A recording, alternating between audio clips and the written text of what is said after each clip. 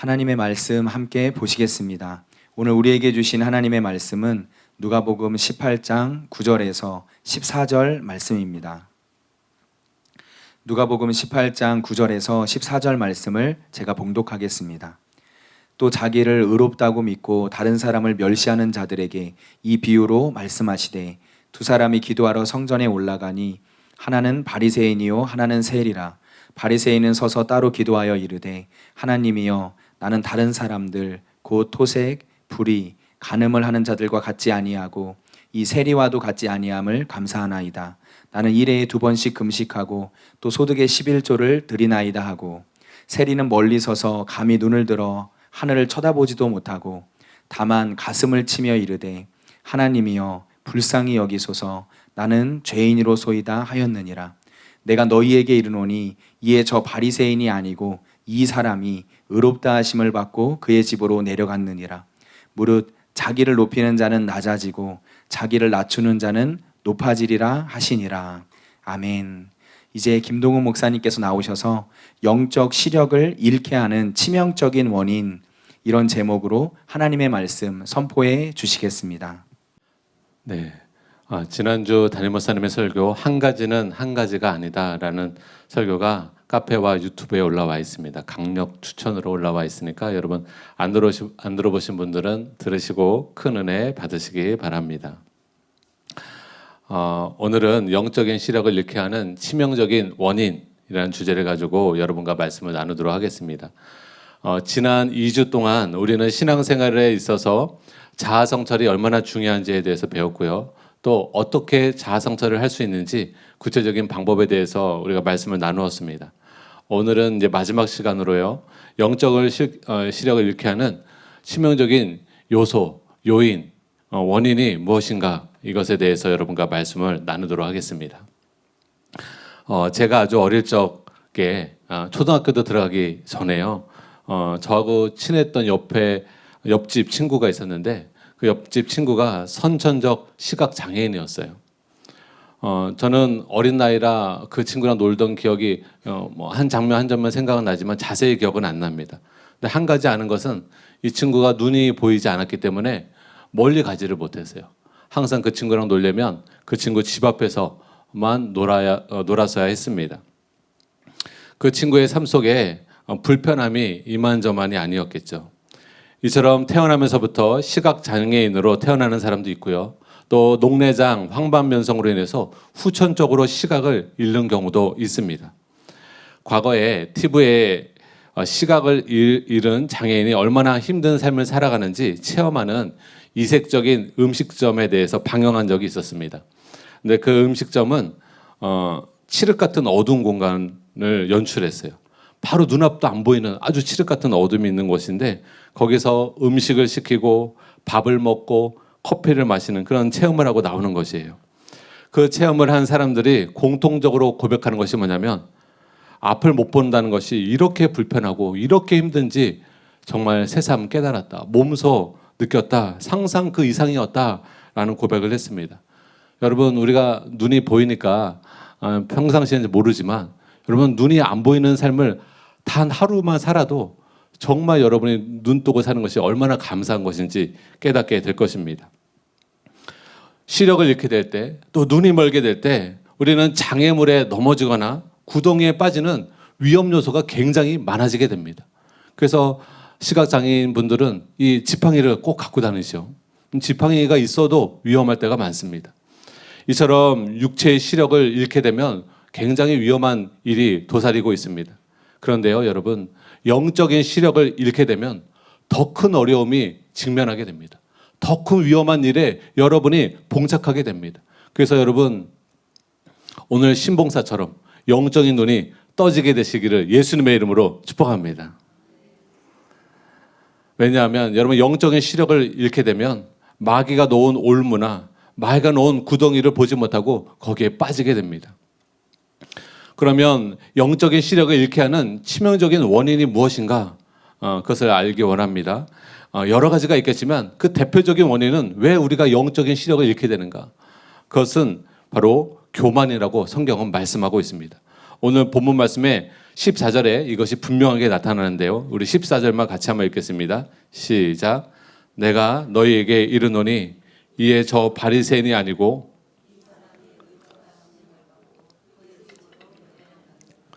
무릇 자기를 높이는 자는 낮아지고 자기를 낮추는 자는 높아지리라 하시니라. 여러분, 바리새인이 스스로 의롭다고 생각을 했어요. 스스로 자기를 높였어요. 그런 사람은 하나님께 의롭다함을 받지 못해요. 오히려 자기가 죄인인 것을 알고 자기 죄를 회개하고 예수님 앞에 나를 고쳐주소서, 나를 불쌍히 여기소서 나오는 자, 이 세리가 오히려 하나님 앞에 의롭다함을 받은 것입니다. 이에 대해 잠언에서도 이렇게 말씀하고 있습니다. 제가 읽어드리겠습니다. 스스로 깨끗한 자로 여기면서도 자기의 더러운 것을 씻지 아니하는 무리가 있느니라. 눈이 심히 높으며 눈꺼풀이 높이 들린 무리가 있느니라. 실제 깨끗하지 않아요. 더러워요. 근데 스스로 깨끗한 줄 알아요. 이런 무리가 있다는 거예요. 그런 무리가 어떤 무리예요? 눈이 심히 높고 눈꺼풀이 높이 들린 무리다라고 표현되어 있어요. 여러분, 눈이 심히 높으며 눈꺼풀이 높이 들린 건, 이 표현은요 바로 교만을 상징하는 표현입니다. 교만한 사람은 깨끗하지도 않는데 스스로 깨끗한 척, 스스로 거룩한 척, 스스로 의로운 척, 스스로 옳다고 스스로 인정하는 그런 자들입니다. 이런 교만은 스스로 자기를 의롭다고 믿고 자기 자신을 자랑하는 사람들의 특징이 바로 교만이에요. 그런데 이 교만이 위험한 것은, 이 교만은 저와 여러분의 마음을 미혹해 합니다. 속입니다. 이게 오바댜에 보면 하나님께서 에돔에 대해서 이렇게 말씀하고 있어요. 오바댜 1장 3절입니다. 같이 한번 읽겠습니다. 시작. 너의 마음이 교만이 너를 속였도다. 바위 틈에 거주하며 높은 곳에 사는 자여, 내가 마음에 이르기를 누가 능히 나를 땅에 이끌어내리겠느냐 하니. 여러분, 교만이란 무엇인가? 교만이란 자신에 대해서 높아진 마음의 상태를 말하고 있습니다. 자신에 대해 마땅히 가져야 할 바른 평가가 아니라 실제보다 스스로를 더 높이려는 마음의 상태입니다.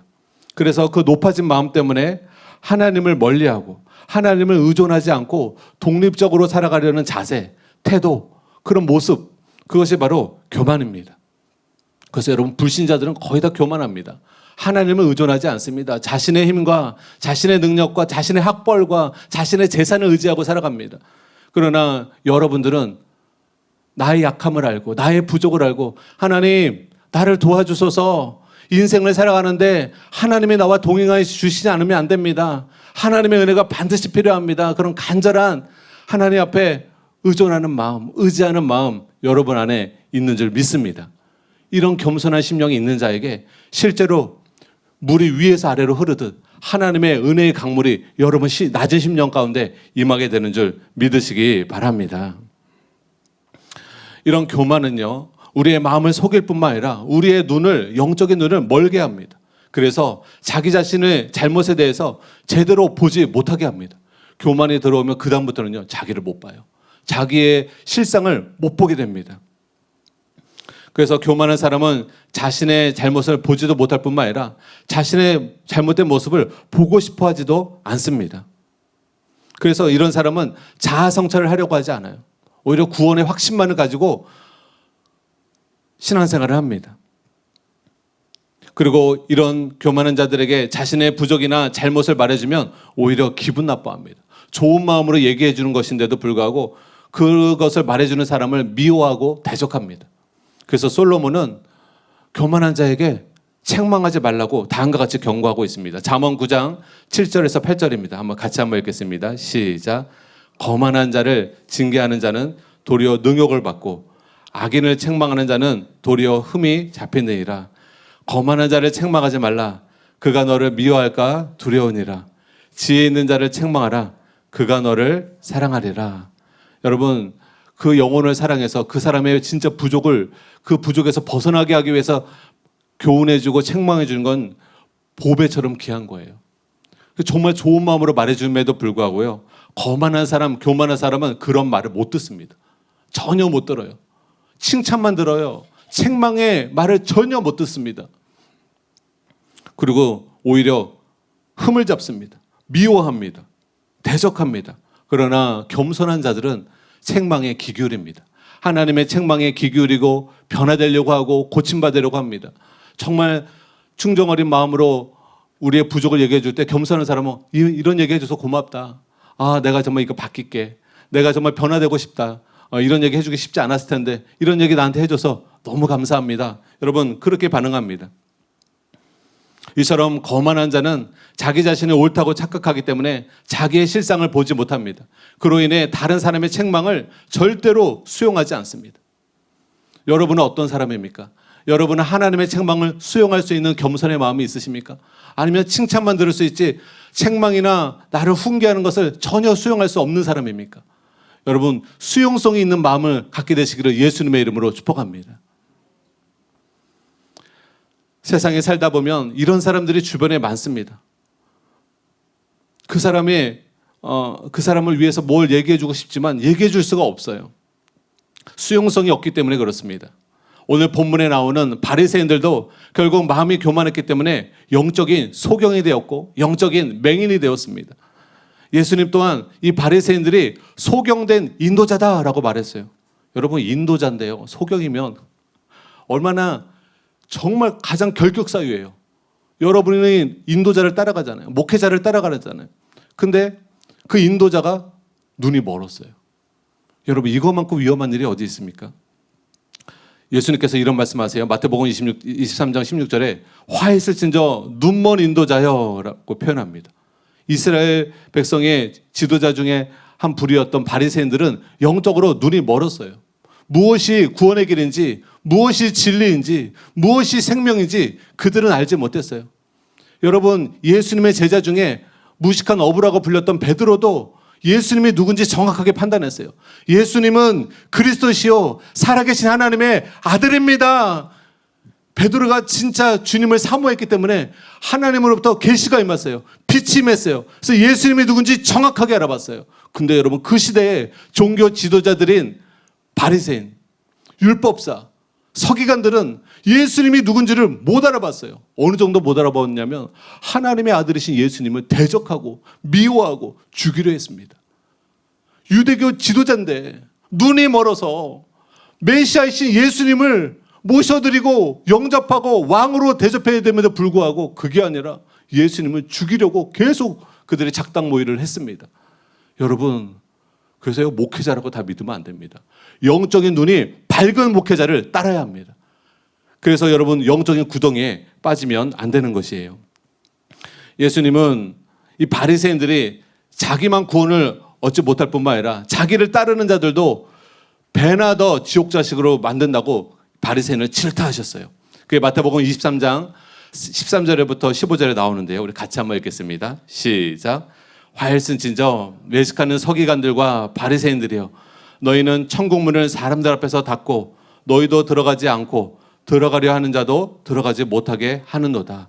화했을진저 외식하는 서기관들과 바리새인들이여, 너희는 교인한 사람을 얻기 위하여 바다와 육지를 두루 다니다가 생기면 너희보다 배나 더 지옥 자식이 되게 하는도다.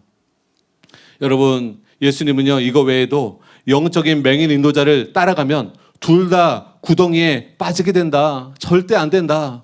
소경이 소경을 인도하면 여러분, 그 모습만큼 슬픈 모습이 없어요. 소경이 소경을 인도해요.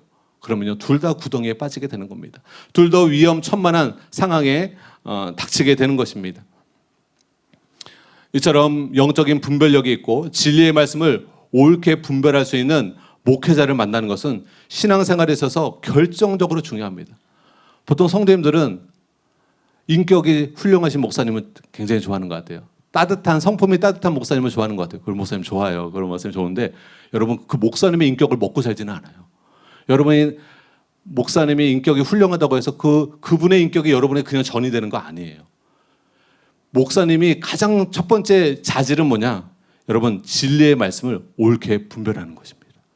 하나님 말씀을 정확하게 해석하고 정확하게 성도들에게 알려주는 것입니다. 엉뚱한 길로 인도하지 않고 성경에서 말하는 그 길로 인도해 주는 것입니다. 그래서 사도 바울은 영적인 아들인 디모데에게 무엇이 가장 필요한 것을 이렇게 말씀하고 있습니다. 디모데후서 2장 15절입니다. 우리 같이 한번 읽겠습니다. 시작. 너는 진리의 말씀을 옳게 분별하며 부끄러울 것이 없는 일꾼으로 인정된 자로 자신을 하나님 앞에 드리기를 힘쓰라. 목회자는 첫째, 제일 중요한 게 뭐라고요? 진리의 말씀을 옳게 분별하고, 둘째는 뭐예요? 부끄러울 것이 없는 사람. 제 가운데 살면 안 돼요, 목회자가. 아니, 목회자가 모범을 보여야지. 부끄러울 것이 없는 사람. 셋째로, 자기 자신을 하나님 앞에 드린 사람, 헌신한 사람. 정말 하나님과 영혼을 위해서 자신의 삶을 기꺼이 내어줄 수 있는 사람, 이런 사람이 목회자의 요건입니다. 근데 가장 큰 요건이 뭐라고요? 진리를 옳게 분별해야 돼요. 성도님들에게 하나님 말씀을 엉뚱하게 가르치는 것이 아니라, 이단교리를 가르치는 것이 아니라 성경적인 말씀을 가르쳐 드리는 것입니다. 그래서 좌로나 우로나 치우치지 않고 여러분이 구원의 길, 정로를 걸어갈 수 있도록, 바른 길을 걸어갈 수 있도록 바른 말씀을 전해줄 수 있는 목회자가 최고의 목회자인 줄 여러분 믿으시기 바랍니다. 여러분, 그런 면에서 아멘 감사합니다. 그래서 지혜와 계시형이 충만하고 진리의 말씀을 옳게 분별할 수 있는 목회자를 만나는 것은 여러분에게 가장 큰 축복이요, 가장 큰 은혜입니다. 이런 면에서 저희 담임 목사님은 굉장히 눈이 좋으세요. 제가 담임 목사님과 수양관에 가서 이제 산에 가면 차를 지나가면서도 잠깐만 세워보세요. 아무도 못 본 거를 담임 목사님, 여기 산삼이 있습니다. 저기 더덕이 있습니다. 저기 하수호가 있습니다. 얼마나 눈이 밝은지 저 멀리서 있는 것도 정확하게 캐치를 하세요. 독수리 눈이세요. 저는 아무것도 안 보여요. 담임 목사님 뭐가 보이는데 뭐가 보이신다는 거지. 근데요, 담임 목사님은 육적인 눈만 밝으신 게 아니라 영적인 눈도 굉장히 밝습니다. 하나님 말씀을 분별할 수 있는 그 능력이 탁월하십니다. 어느 정도 탁월하냐? 세계적이고 세기적이십니다. 저는 저는 확신 있게 말씀드렸어요. 담임 목사님의 하나님 말씀에 대한 지혜와 계시형은, 말씀의 은사는 전 세계적이고 세계적입니다. 세계적이고 세계적입니다.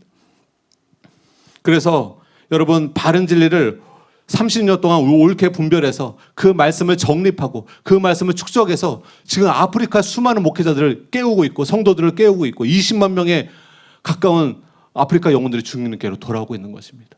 여러분이 진리의 말씀을 깨닫고, 우리 사랑하는 교회 성도들은 일반 교회 성도하고 다릅니다. 진짜 예수님을 닮은 크리스찬들이 많습니다. 진짜 세상과 다른 신앙생활을 합니다. 양다리 걸치는 신앙생활이 아니라 정말 주님 사랑하고 진리를 사모하고 하나님 말씀 따라 살려고 저는 결단하며 은혜를 구하며 나아가는 성도님들이 많습니다. 그것은 하나님의 진리의 말씀을 듣고 여러분이 신앙생활을 하고 있기 때문에 그렇습니다. 여러분, 말씀은 씨앗과 같아요. 어떤 말씀을 듣고 신앙생활하느냐에 따라 그 사람의 그 씨앗의 열매가 맺혀지는 것입니다. 저는요, 저 이슬람, 담임목사 이슬람 설교 이제 하실 텐데, 이슬람의 5살짜리 아이가 살아있는 사람한테 불을 지르면서 웃는 모습을 봤어요. 유튜브 영상에. 경악을 했어요. 그 몇 살, 5살에서 7살 되는 꼬마인데, 그 아이, 어른이 시키는 거예요. 이슬람 세력들이 시키는 거예요. 살아있는 사람을 휘발유를 붓고 불을 붙이는 것을 이 아이를 시키면서 이 아이가 웃는 것입니다. 여러분, 이슬람은 사악한 것입니다. 그들의 가르침은 잘못된 것입니다. 여러분, 그 가르침은요, 그 열매를 맺게 되어 있습니다. 여러분, 열매가 안 좋은 열매가 맺혀지는, 어떤 대부분의 성도들이 안 좋은 열매가 맺혀진다. 말씀이 안 좋은 거예요. 말씀이 안 좋은 거예요. 여러분, 말씀의 씨앗입니다. 어떤 콩 심은 데 콩 나고 팥 심은 데 팥 나는 것입니다. 믿으십니까? 그래서 여러분, 진리의 말씀을 듣고 신앙생활하는 여러분 되셔서 여러분에게 아름다운 열매, 선한 열매, 의의 열매, 성령의 열매 가득 맺게 되시기를 예수님의 이름으로 축복합니다. 그래서 여러분, 저희 사랑하는 교회는요, 진리를 옳게 분별해서 7번 단련한 은과 같이 순전한 진리를 전하는 교회예요. 그래서 성도들이 진짜 변화됩니다. 거룩한 척이 아니라 진짜 거룩해집니다. 그런데요, 이런 영적인 분별력, 또 영적인 깨달음을 주는 지혜와 계시형은요, 아무에게나 막 주어지는 것이 아니에요. 목사고시 합격했다고 주어지는 것이 아니에요. 겸손한 마음을 가진 자들에게만 이 지혜가 주어집니다. 이 계시가 임합니다. 이 깨달음이 임합니다. 마태복음 11장 25절의 말씀을 우리 같이 한번 읽겠습니다. 시작. 그때 예수께서 대답하여 이르시되, 천지의 주제이신 아버지여, 이것을 지혜롭고 슬기 있는 자들에게는 숨기시고 어린아이들에게는 나타내심을 감사하나이다. 사랑하는 여러분, 왜 하나님이요 지혜롭고 슬기 있는 자들에게는요 하나님의 계시를 숨기신다는 거예요. 근데 어린아이 같은 자들에게는 하나님이 계시를 열어주신다는 거예요. 밝게 보여주신다는 거예요. 여기에 지혜롭고 슬기 있는 자는 어떤 자냐? 스스로 지혜롭다고 생각하는 사람이에요. 스스로 똑똑하다고 생각하는 사람이에요. 그러나 여기서 어린아이 같은 자는 어떤 자들이냐? 바로 순전한 마음으로 하나님 말씀을 듣는 자들입니다. 당시 제자들을 포함하여 예수님을 따른 사람들은 마치 어린아이 같은 자들이었어요. 여러분과 같은 자였어요. 하나님의 말씀을 전해주면 어린아이 같이 의심하지 않고 아멘하여 듣고 그 말씀을 사모하고 그 말씀 따라 살기로 결단하는 그런 사람들이 바로 예수님의 제자들이었어요. 어린아이는 어때요? 자기가 충분히 안다고 생각하거나 자기가 아는 것이 절대적으로 바르다고 생각하지 않습니다. 어린아이들은요 수용성이 있어요. 그 아이들이 안다고 생각하는 것이 있을지라도 부모가 아들아 딸아 이 아이야 그거 아니야 이건 이거란다 얘기해주면 아 그렇구나 아 내가 잘못 알았구나 수정이 가능해요. 근데요 교만할수록 수정이 안 됩니다. 자기가 알고 있는 것이 무조건 맞다고 생각하는 사람들이 있어요. 자기가 알고 있는 것이 무조건 확신을 하는 사람들이 있어요. 수용성이 없어요. 패러다임의 전환을 가져올 수가 없어요. 여러분 예수님을 따른 사람들은 겸손한 사람들이었습니다. 그래서 은혜와 진리가 이런 겸손한 사람들에게 깨달아지고 주어지게 된 것입니다. 그래서 신앙생활을 하면서 가장 경계해야 될 것이 여러분 교만이에요. 예수님 당시 하나님 말씀을 가장 알아듣지 못한 사람은 무식한 어부가 아니었어요. 지금 이제 무식하다는 게 아니에요. 그 당시에 어부를 좀 천하게 여긴 직업 중에 하나였습니다. 그래서 베드로가 말씀을 잘 전하였을 때 아니 저 어부가 어떻게 저런 말씀을 전하냐 이렇게 어떤 의식이 있었어요. 그러나 여러분 하나님의 말씀을 제대로 제일 못 알아듣는 사람이 누구였냐? 아까도 말씀드린 것처럼 바리새인과 서기관과 율법사들이 하나님의 말씀을 못 들었어요. 그럼 왜 이들이 못 들었는가? 이들은요 스스로 지혜롭다고 생각했어요. 내가 똑똑한 사람인데 내가 지혜로운 사람인데 하나님을 의지하는 것이 아니라 겸손한 마음으로 경청하는 것이 아니라 팔짱 끼며 한번 설교해봐요. 내가 한번 들어볼게. 요런 자세. 이런 높은 마음으로 하나님 말씀을 하나님처럼 경외하며 들으려는 거 하는 것이 아니라 하나님 말씀을 경청하여 듣는 것이 아니라 스스로 지혜했다고 자부했던 그래서 귀 기울여 하나님 말씀을 듣지 않았던 사람들은 하나님 말씀을 깨닫지 못했습니다. 그래서요 여러분 이 하나님의 말씀이 깨달아지는 것은 우연하게 어떤 사람이 말씀이 깨달아지는 거 아니에요.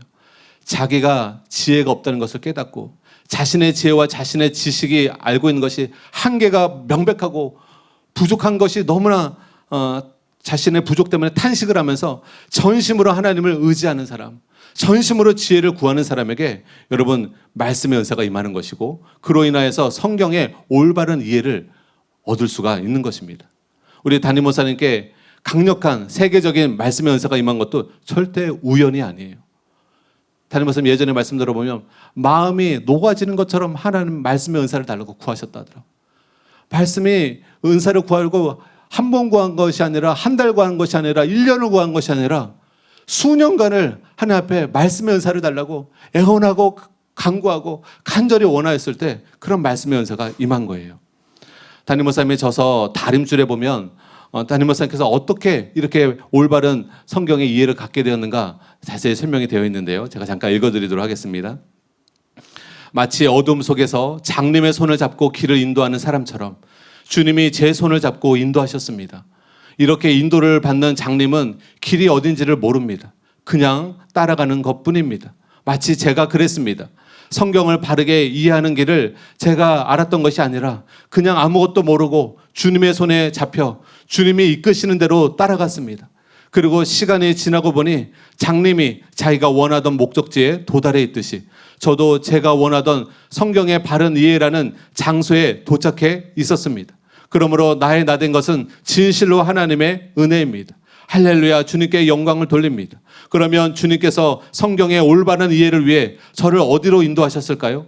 주님은 저를 어떤 위대한 신학자나 혹은 지혜가 가득 차 있는 책으로 인도하지 않으셨습니다. 놀랍게도 주님은 저를 겸손의 골짜기로 인도하셨습니다. 잠언 11장 2절에 겸손한 자에게는 지혜가 있느니라. 잠언 14장 6절에 거만한 자는 지혜를 구하여도 얻지 못하거니와 인간의 한계의 벽에 부딪혔을 때 그것을 뛰어넘게 할 수 있는 것은 오직 하나님의 은혜뿐입니다. 바울이 고백한 대로 우리는 하나님의 은혜로 만들어지는 것입니다. 그런데 하나님은 교만한 자를 물리치시고 겸손한 자에게 은혜를 주십니다. 그러므로 하나님의 은혜를 통한 성장을 경험하려면 낮아져야 합니다. 철저하게 낮아져서 주님의 은혜의 보좌 앞에 기어가야 합니다. 그것이 비결입니다 라고 말씀하셨어요. 담임 목사님은 자신의 힘으로 하나님의 말씀을 깨달을 수 없다는 것을 알았어요. 그래서 겸손하게 하나님을 의지하고 성령님의 가르침 가운데에만, 성령의 인도 따라만 따라가신 거예요. 그랬을 때 그 겸손한 가운데 하나님이 말씀의 은사를 부어주신 것입니다. 성경적인 이해를 부어주신 것입니다. 여러분 중에 난 서울대 나왔어, 난 명문대 나왔어, 난 어려서부터 그 책을 많이 읽었어, 그래서 나는 웬만한 건 다 알아. 여러분 그 교만 때문에 말씀 못 깨닫습니다. 신기하게도요, 다른 책은 여러분이 똑똑하면 깨달을 수 있어요. 그런데 하나님의 말씀은 성령님이 도와주셔야 깨달음이 임합니다. 빛이 임해야 말씀이 깨달아집니다. 마음에 새겨집니다. 여러분 하나님 말씀은 겸손한 자들에게만 나타내십니다. 어린아이 같은 자들에게만 나타내십니다. 그러므로 여러분 설교 들을 때 여러분 마음을 높은 데 두지 마십시오. 아무리 학벌이 좋으시더라도, 아무리 IQ가 150이 넘는다 하더라도 여러분 내 힘으로 내 지혜로 하나님 말씀을 깨달을 수 없다는 것을 알고 겸손한 심령으로 어린아이 같이 하나님 말씀을 들으시기 바랍니다. 여러분 그럴 때 말씀이 깨달아집니다. 말씀이 깨달아집니다. 하나님 말씀이 꿀송이처럼 달아집니다. 말씀이 하나하나가 빛이 임합니다. 얼마나 그 다음부터는 막 말씀이 깨달아지는지 몰라요. 여러분이 10년 교회 생활을 했는데도 말씀이 안 깨달아졌다면 회개하셔야 돼요. 말씀 앞에 교만했던 거예요. 하나님 말씀 들을 때 무슨 그냥 세상에 있는 강사 말 듣듯, 선생님 말 듣듯 그 정도 수준으로 여러분 들으신 거예요. 그거 아닙니다. 여러분 설교는요 하나님 말씀입니다. 진리의 말씀입니다. 이 말씀을 여러분 사모하고 사랑하는 마음으로 하나님 말씀을 들으시는 여러분 되시기를 예수님의 이름으로 축복합니다. 여러분 교만한 자는요 하나님께 물리침을 당하고, 겸손한 자는 하나님께 은혜를 얻습니다. 저는 오늘 이것이 여러분 마음에 깊이 새겨지기를 원합니다. 한번 따라해 보겠습니다. 교만한 자는 하나님께 물리침을 당하고, 겸손한 자는 하나님의 은혜를 얻습니다. 하나님은 편애하지 않아요. 왜 누구만 하나님 자꾸 은혜를 주세요? 왜 하나님 저는 은혜를 안 주시고 왜 누구에게만 자꾸 은혜를 주세요? 저에게는 진리를 깨닫게 하지 않으시고 왜 저 사람에게. 여러분 부모는 편애하는 부모가 가끔 있습니다. 옛날에 제가 봤던 드라마 중에 후나미와 기나미, 그 기나미를 엄마가 기나미만 먹을 거 맛있는 거 기나미만 줘요. 딸인 후나미는 다 안 줘요. 근데 저희 집이 그랬어요. 저희 집이요. 장조림이 있으면요 어머니가 장조림을 제 밥 위에만 놔주세요. 제 여동생은 스스로 먹어야 돼요. 물론 어머니가 지금 회개하시고 여동생하고 잘 지내고 있습니다. 여러분도 회개하셔야 돼요. 남아선우서상 안 됩니다. 복음 안에서는 남녀가 평등합니다. 할렐루야. 네. 그래서 여러분 은혜는요, 하나님의 은혜는 공평하세요. 여러분 꼭 기억하셔야 돼요. 여러분에게 은혜를 못 경험하세요? 10년, 20년 신앙생활 은혜를 못 경험, 겸손하지 않아서 그래요. 이따가 말씀드리겠는데 미리 잠깐 말씀드릴게요. 이 겸손이라는 것을 잘 이해하셔야 되는데, 겸손은 유교적인 겸손이 아니에요. 우리 조선은 오랫동안 조선시대 때 유교를 신봉하고 유교적인 가르침을 받아왔잖아요. 그래서 겸손하면 대부분 많은 사람들이 머리를 숙이고 허리를 조아리고 예의 바른 거, 그걸 겸손하다고 생각을 해요. 칭찬하면 아닙니다 이렇게 말해주는 거, 이게 겸손이라고 생각해요. 근데 기독교적인 겸손은 그게 아니에요. 그건 어떤 부분적인 외형적인 모습이고요. 기독교적인 겸손은요 자신의 한계와 자신의 부족을 절감하면서 탄식이 일어나야 돼요. 나의 한계를, 나의 부족을, 나의 무지를, 나의 무능력함을, 나의 무기력함을 절감하면서 나로부터 어떠한 희망도 발견하지 못하는 것을 깨달아야 돼요. 그러면서 나로서는 희망이 없다는 것을 깨닫고 전심으로 하나님을 의존하고 의지하는 마음, 요게 겸손입니다. 요게 겸손이에요. 내 힘으로 하나님 말씀을 깨달을 수 없다는 것을 알고 전심으로 하나님 나에게 말씀을 깨닫게 해주세요. 성령님 말씀을 보여주세요. 은혜를 내가 스스로 만들어낼 수 없다는 것을 알고 하나님 은혜의 성령을 나에게 부어주세요. 하나님 나를 도와주세요. 여러분 그렇게 하나님을 전심으로 찾는 자에게 하나님의 은혜가 임하는 것입니다. 그래서 우연하게 누구에게 은혜가 임하고 누구에게는 은혜가 임하지 않는 거 아니에요. 여러분의 심령을 낮추시고 여러분의 한계를 알고 여러분의 부족을 알고 절감하고 여러분 자신에게 희망을 두지 말고 내가 갖고 있는 재산에 희망을 두지 말고 내 머리에 희망을 두지 말고 여러분 하나님께 소망을 두고 전심으로 하나님을 의지하면 그리고 하나님께 간구하고 하나님을 찾으면 하나님의 은혜가 오늘 여러분에게 부어지는 줄 믿으시기 바랍니다. 절박한 마음으로 하나님을 의지하는 사람은 절대로 하나님이 외면하지 않으세요. 그 사람은 그냥 지나치지 않으세요. 하나님 그 사람 가운데 방문하시고 임재하시고 함께해 주십니다. 여러분 반대로요. 교만한 사람은 하나님으로부터 도우심을 못 받아요. 빛이 임하지 않아요. 계시가 임하지 않아요. 그래서 예수님이 서기관과 바리새인들이 소경이요 우맹들이라고 책망한 것입니다. 여러분 교회 안에서도요. 영적으로 눈먼 사람들이 많아요. 말씀을 들어도 말씀 하나도 못 깨닫는 사람이 많아요. 기도를 해도 은혜를 하나도 못 받는 사람이 많아요. 우리 사랑하는 교회는 적어요. 솔직히 적어요. 왜? 겸사하는 사람이 많아요. 말씀을 사모하는 분들이 많아요. 주님을 사모하는 분들이 많아요. 은혜를 진짜 사모하는 분들이 많아요. 그래서 은혜를 경험해요. 여러분의 은혜를 못 경험했다면 하나님 탓 아닙니다. 여러분의 탓입니다. 여러분의 은혜를 경험했다면 여러분이 주님을 사모한 만큼 은혜를 경험하신 줄 믿으시기 바랍니다. 그래서 오늘도 내일도 만족하지 말고 이 정도 은혜를 받았으니까 됐어. 이게 위험한 거예요. 김옥교 목사님께서 부단임 목사님께서 영적인 삼류가 되는 것은 쉽게 만족하는 것이다. 나 이 정도 은혜 받았으니까 이 정도 축복 받았으니까 난 더 이상 주님이 필요 없어. 은혜가 필요 없어. 아니요. 식물은요 매일매일 은혜가 필요한 거예요. 우리 매일매일 밥 먹잖아요. 여러분 매일매일의 은혜가 여러분에게 부어질 수 있도록 목마름과 사모함을 잃지 않게 되시기를 바랍니다. 바리새인들은 이렇게 영적으로 교만했고요. 그래서 그럼에도 불구하고 자신의 허물을 못 봤어요. 그래서 이 바리새인 같은 사람들의 특징은 으뜸되기를 좋아합니다. 그리고 자기 자랑을 일삼습니다. 그리고 사람을 섬기는 것보다 사람 앞에 군림하고 사람을 부리는 것을 좋아합니다.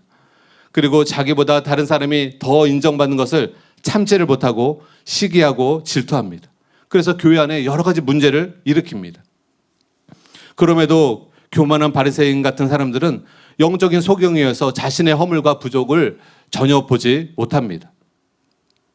그래서 스스로 의롭다고 착각을 해서 겸손히 회개하지도 못해요.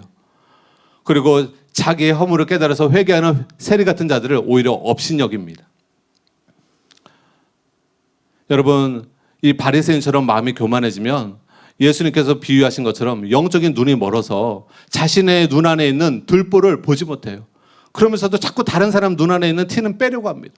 자기 안에 있는 허물은 엄청 큰데도 자기 잘못과 자기 부족은 못 보고 다른 사람은 훨씬 부족이 작은데도 그 사람을 자꾸 업신여기고 그 사람에게 뭐라고 합니다. 여러분 우리가 이런 모습이 있다면 회개하고 돌이켜야 합니다.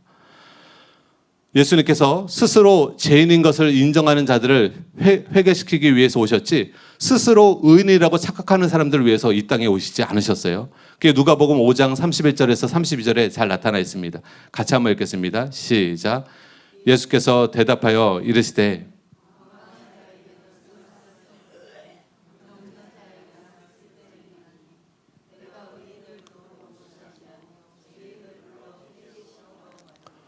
네, 이 말씀에서 나오는 죄인은 자기의 죄를 깊이 깨달은 겸손한 사람이고요. 이 말씀에서 나오는 의인은 자기를 깨닫지 못하는 스스로 의롭다고 생각하는 교만한 사람입니다. 자기가 병자인지 모르는 사람은 치료할 수도 없고 고침을 받을 수도 없어요. 마찬가지로 자기가 죄인인 줄을 모르는 사람은 회개할 수도 없고 예수님 앞에 나오지도 않습니다.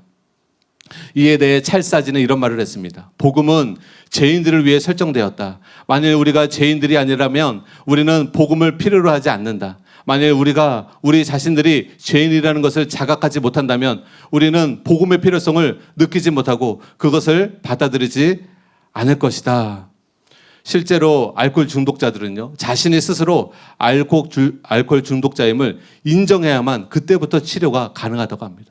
자기 스스로 알코올 중독자인 것을 모르거나 인정하지 않으면 병원에 가서도 의사가 도와줄 수 있는 것이 아무것도 없다고 합니다. 마찬가지로 우리가 우리의 영혼에 심각한 질병을 앓고 있다는 것을 깨닫고 인정해야만, 그리고 주님께 나아가야만 우리의 영혼의 치유자가 되시는, 우리 영혼의 구원자가 되시는 예수님께서 저와 여러분을 치유하시고 구원하시는 줄 믿으시기 바랍니다. 결론을 말씀드리겠습니다. 여러분, 자기를 스스로 높이는 자는 서기관과 바리새인들처럼 낮아집니다. 때로는 영적인 멸망에 처하기도 합니다.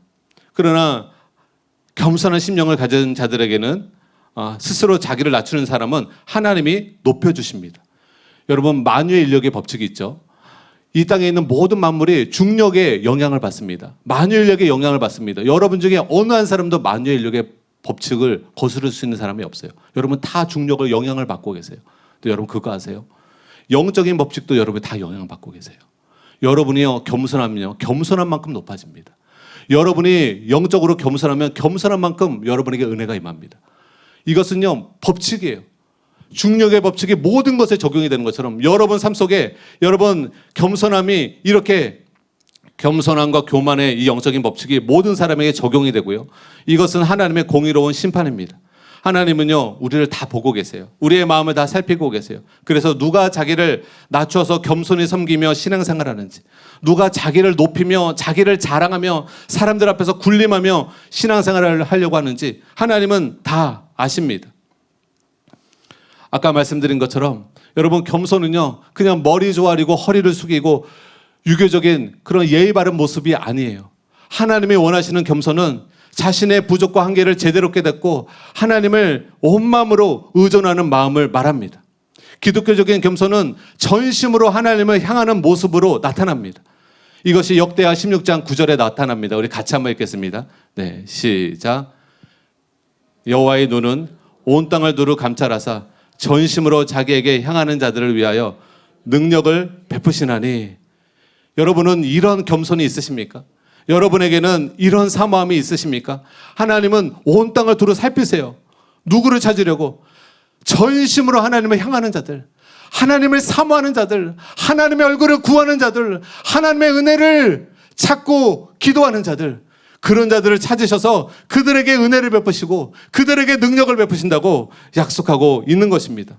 사랑하는 여러분, 하나님은요, 영적인 겸손함을 가진 사람을 절대로 그냥 지나치지 않습니다. 영적인 사모함을 갖고 기도하는 사람을 절대로 그냥 지나치지 않으십니다. 겸손한 마음으로 하나님을 사모하며 찾는 자들을 하나님은 반드시 그들을 만나주시고 그들에게 새로운 은혜를 부어주신다는 것을 여러분 믿으시기 바랍니다. 어제도 설교 준비를 하고 있는데요, 아주사 성전에서 난리가 났더라고요. 사사모 시간에 김목경 부단임 목사님께서 강력한 메시지를 전하였습니다. 그리고 기도하는데 완전히 부흥의 현장인 거예요. 정말 저도 부흥을 사모했기 때문에 펜사콜라 브라운서빌 처치 영상을 많이 봤습니다. 또 그런 책들도 많이 읽었습니다. 지금 사랑하는 게 강력한 이 특별기도회 이후에 하나님의 강력한 임재와 영광이 임해 있습니다. 그래서 여러분이 사모하기만 하면 이 하나님의 은혜가 여러분에게 여러분의 심령을 강타하게 하는 줄 믿으시기 바랍니다. 사모하시기 바랍니다. 목마르시기 바랍니다. 세상 것에 목마르지 마시고, 세상 것은 남편이 다섯 번 바뀌어도 다시 목마릅니다. 사람이 줄 수 있는 것은 한계가 있어요. 여러분이 배우자가 주시는 것은 한계가 있어요. 그러나 하나님이 주시는 것은 여러분의 온 영혼을 채울 수 있는, 만족할 수 있는 은혜가 하나님으로부터 부어지는 줄 믿으시기 바랍니다. 그래서 오늘은 특별히 여러분 은혜를 사모하는 마음으로 기도했으면 좋겠습니다. 목사라고 기도한다고 그냥 은혜가 주어지는 거 아니에요. 목사도 겸손한 마음으로, 여러분 거지가 하루하루 그 먹을 것을 간구하잖아요. 그날 먹을 것을 얻지 못하면 굶어야 되잖아요. 여러분 그것을 간절히 원할 때 얼마나 간절할까요? 얼마나 가난한 심령으로 먹을 것을 요청할까요? 오늘 우리가 하나님 은혜 주시면 좋고요, 안 주셔도 상관없어요. 저는요 집에 먹을 거 많고요, 통장에 잔고 많아요. 그런 마음으로 기도하면 은혜 받지 못합니다. 주님, 저는 정말 하나님의 은혜가 필요합니다. 정말 주님의 은혜가 필요합니다. 그래야 제가 변화될 수 있습니다. 그래야 제가 죄를 이길 수가 있습니다. 그래야 주님 내가 변화되고 천국에 들어갈 수 있습니다. 하나님 자녀답게 살 수 있습니다. 은혜 없이는 나는 죄인이고 괴물입니다.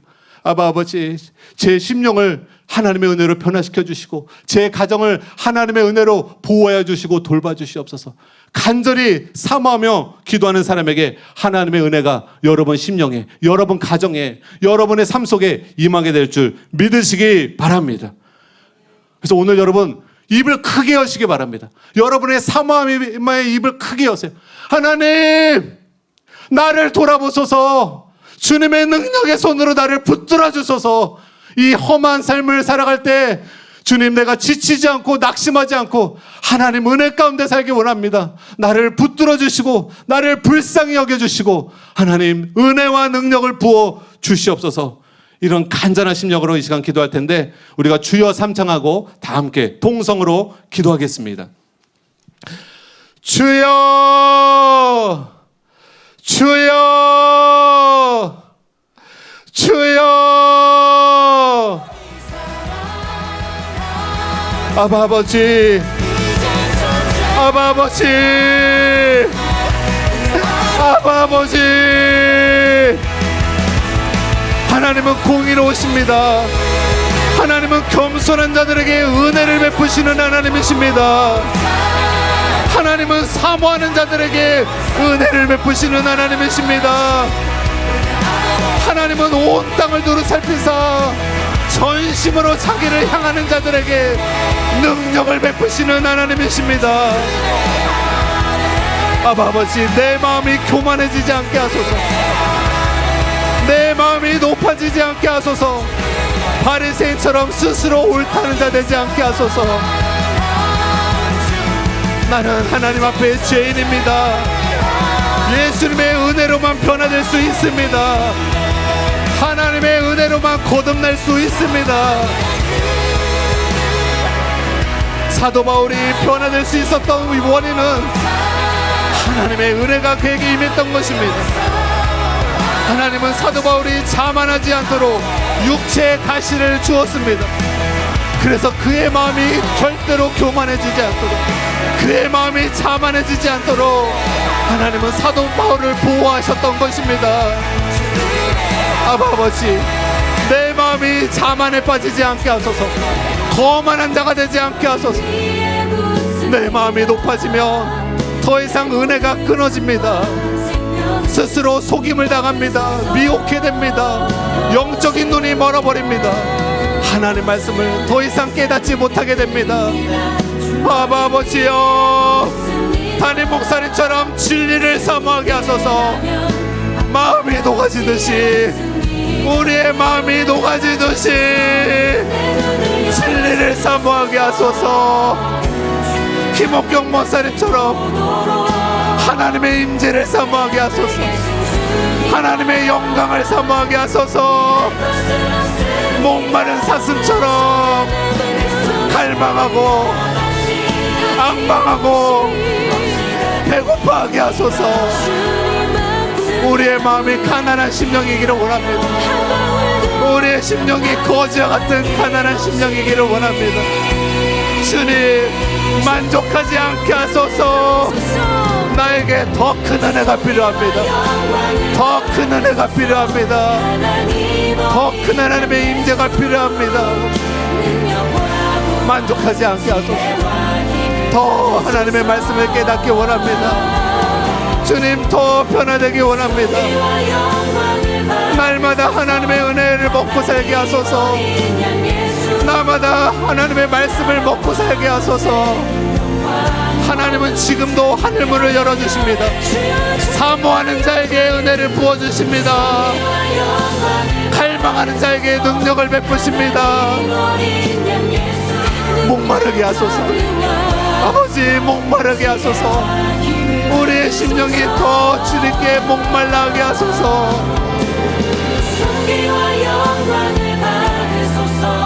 좋으신 아버지, 우리에게 가장 좋은 것을 주기 원하시는 아버지, 우리가 받지 못하는 것은 사모하지 않기 때문에 그렇습니다. 목말라하지 않기 때문에 그렇습니다.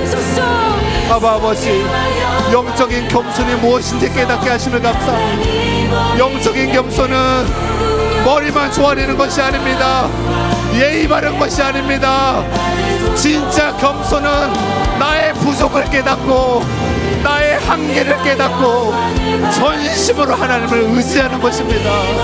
온 맘 다해 하나님을 의지하는 것입니다. 오늘 이 시간 우리 사랑하는 성도들을 심령 가운데 하나님을 전심으로 의지하는 마음을 부어주소서. 온 맘 다해 하나님을 의존하는 마음을 부어주시옵소서. 여러분 더 목마름으로 기도하시기 바랍니다. 우리가 3분간만 더 기도할 것입니다. 여러분의 가정에 문제가 있습니까? 주님의 은혜를 구하시십시오. 여러분 직장에 문제가 있으십니까? 여러분 건강에 문제가 있으십니까? 여러분 가족에게 문제가 있으십니까? 낙심하지 마십시오. 절망하지 마십시오. 전지전능하신 하나님을 의지하여 기도하십시오.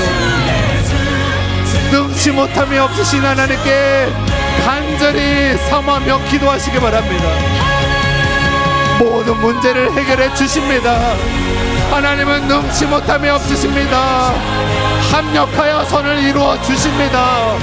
환경을 변화시키십니다. 홍해를 가르십니다. 광야에 강이 나게 하십니다.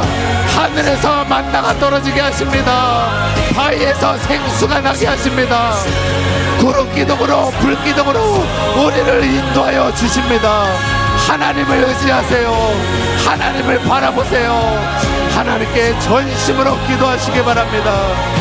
오 자비롭고 거룩하신 주님, 낙심하지 않습니다. 좌절하지 않습니다. 나의 부족 때문에 주님 뒤로 물러나지 않습니다. 주님을 의지할 것입니다. 주님을 의지할 것입니다. 하나님 우리를 불쌍히 여겨주소서. 우리를 불쌍히 여겨주소서. 우리 가정에 은혜를 베푸소서. 우리 가정에 은혜를 베푸소서. 아버지 우리 자녀들에게 우리 자손들에게 하나님 은총을 베풀어 주시옵소서. 이 나라 살려주시고 한국교회 살려주시고 아프리카 가운데 더 큰 부흥으로 인도하여 주시옵소서. 사랑하는 교회 끝나지 않는 부흥이 활활 타오르게 하소서. 강력한 부흥이 활활 타오르게 하소서. 수많은 영혼들이 사랑하는 교회 진리의 말씀을 듣고 회개하고 예수님을 믿고 구원을 얻게 하소서. 천국에 들어가게 하소서. 주여 하늘 보좌로 임하여 주시옵소서. 수많은 영혼을 구원하여 주시옵소서. 아버지여 아버지여 아버지여 우리의 기도에 귀 기울여 주시옵소서. 기적을 행하여 주시옵소서. 놀라운 기적을 행하여 주시옵소서. 이적을 행하여 주시옵소서. 겸손한 자를 높여 주시옵소서. 은혜 베풀어 주시옵소서.